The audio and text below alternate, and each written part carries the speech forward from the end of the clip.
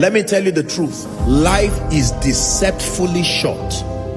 20 years looks far till you cover it. 40 years looks far till you cover it. 50 years looks far till you cover that distance. 80 years looks far till you cover it. Do you know, the celebration of birthdays is not celebrating how far you have come, it's also acknowledging how much is left. It is not just celebrating how far you have come. Listen, it is celebrating how much is left.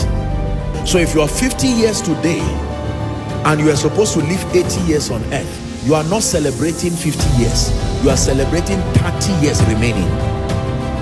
If you are supposed to live 70 years and you are celebrating 65 years, what you are celebrating is 5 more years. How foolish do you want to live when you have 5 more years to live? I was watching one video of Reinhard Bonnke 5 years ago, and I said, do you know 5 years ago, as at the time he was saying it, maybe he did not know that he had only 5 years. There are people who, as at January, they died in May, they didn't know that when they celebrated New Year, it was 5 more months to live. How would you live if you knew? Not to make you afraid. Imagine that by some way God reveals to you now that by December I will call you home. That means this is June, Abi, July, August, September, October, November, December. You have 6 more months. Then somebody who does not know where he's going comes to waste your time, and until October you are still roaming around life and destiny. Listen to me. One day you will not be here. Accept it or not, one day you will not be here. Every dead body on earth is a sermon, a constant reminder that the clock of destiny is ticking, and one day it will stop. Did you hear me? Every dead body you see today, from today, see it as a sermon. Don't just see it as a corpse. Every dead body, some of those dead bodies were stubborn while they were alive. Some of those dead bodies were arrogant.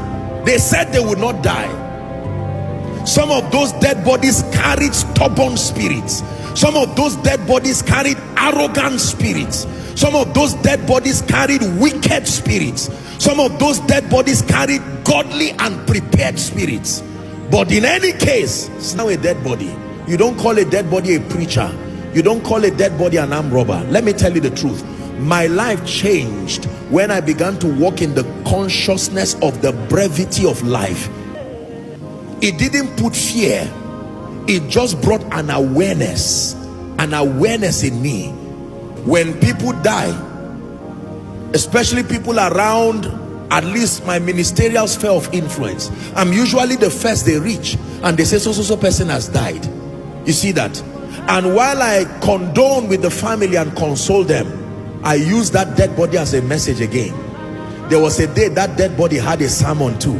There was a day that dead body had a preacher say, one day you will die, and the dead body said yes. Now that dead body is the one who is being used as the sermon. We are not called to fear death. It's not a wise way to live. We are called to be aware that life, like the hymn writer would say, life at best is very brief, like the falling of a leaf. Are we together? Like the binding of a sheaf. Life at best is very brief. Whether you listen and take me serious or not, here connected and following across the globe, one day if Christ tarries, your children or your grandchildren will have a cause to be surrounded around your corpse, and you will be dug 6 feet, and they will say, here lies the body of XYZ. The question is where you will be when all that is done, because this body you see returns to dust, but cessation of living never happens. You never cease living. Dimensions change. This is why it is foolish to live life as if you indefinitely have the power to decide whether you will go or not. It's not true. It's not true. It's not true. There are many people who were on earth. Do you know there are people who were alive on Sunday as I was preaching, but today they are gone? This Sunday, I mean Sunday. Maybe they were preparing to connect online again and listen next Sunday, and by this morning it was over already. So teach us to number our days.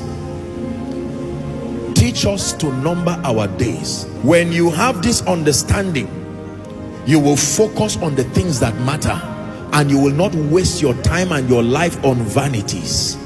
Are we together?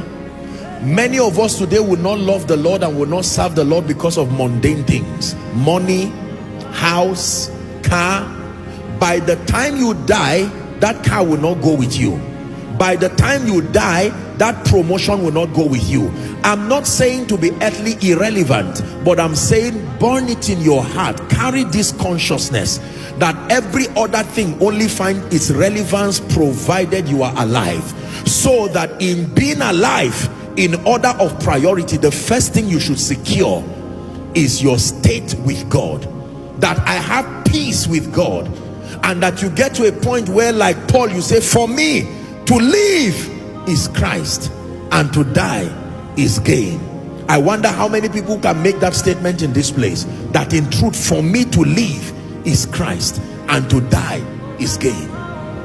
If Christ tarries, I don't want to get out of this world as a defeated loser, a failure. No, I want to design my own exit by myself, that I would conquer life, finish my assignment with joy, be a blessing to creation, and with health and vitality and with joy, I would look at life and say, I came, I saw, I conquered. You sign out with honor and leave.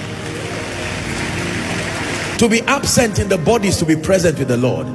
All that fear you are seeing is only those who are watching you. As a dead person, that transition is so instant, you will not even know what is happening. I can tell you that for free. All the pity you pity dead body is because you are alive. The person transiting is instant. That's it. Like the blinking of your eye, realities change immediately.